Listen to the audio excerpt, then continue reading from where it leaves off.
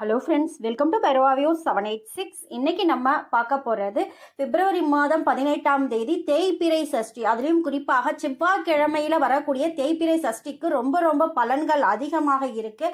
அன்றைய தினம் மங்கள சஷ்டியாக கருதப்படுது. அந்த டைமில் நம்ம முருகப்பெருமான இந்த குறிப்பிட்ட பாடலை சொல்லி வழிபாடு பண்ணும் பொழுது நமக்கு பலன்கள் அதிகரிக்கும். அதுவும் குறிப்பாக விரதம் இருந்து வழிபாடு பண்ணுறவங்க எல்லாருமே இந்த மங்கள சஷ்டி அப்போ நம்ம இந்த வழிபாடு தொடங்கும் பொழுது, விரதத்தை தொடங்கும் பொழுது வாழ்க்கையில மங்களங்கள் அதிகமாகும் அப்படின்னு சொல்லிட்டும் நம்ம வாழ்க்கையில செய்யக்கூடிய அனைத்து காரியங்களையும் மங்களகரமாக இந்த முருகப்பெருமான் நிறைவேற்றி கொடுப்பாரு அப்படின்ற ஐதீகமும் இருக்கு. அது என்ன அப்படின்ற எல்லா விளக்கத்தையும் இந்த வீடியோ மூலியமா பார்க்கலாம். இறை தேடுற நம்ம இந்த இறைவனையும் பைரவா வியூ 786 மூலியமாக இணைந்து தேடுவோம் வாங்க.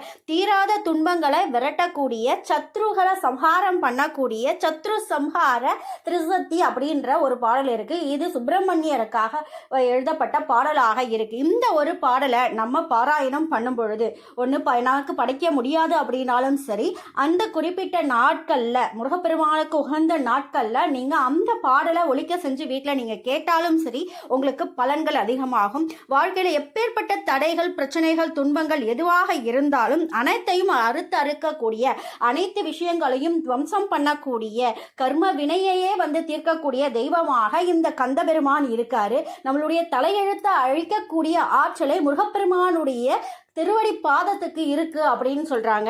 அப்பேற்பட்ட முருகப்பெருமானை போற்றி பாடப்படக்கூடிய பாடல்களை முருகப்பெருமானுக்கு உகந்த நாட்கள்ல நம்ம பாராயணம் பண்ணும்பொழுது பலன்கள் அதிகம்.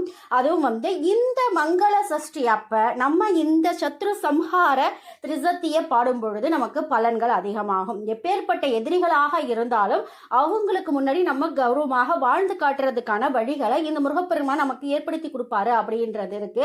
யாம் பெற்ற இன்பம் பெருக வையகம். இறைவனுடைய ஆசீர்வாதத்தாலையும் இந்த குபேர பிரபஞ்சத்துடைய ஆசீர்வாதத்தாலையும் உங்கள் தேவைகள் அனைத்தும் நிறைவேறி நீடூழி வாழணும் இந்த இறைவனுடனும் இந்த குபேர பிரபஞ்சத்திடமும் கேட்டுக்கிற. வாழ்க வளமுடன், வாழ்க வளமுடன், வாழ்க வளமுடன்.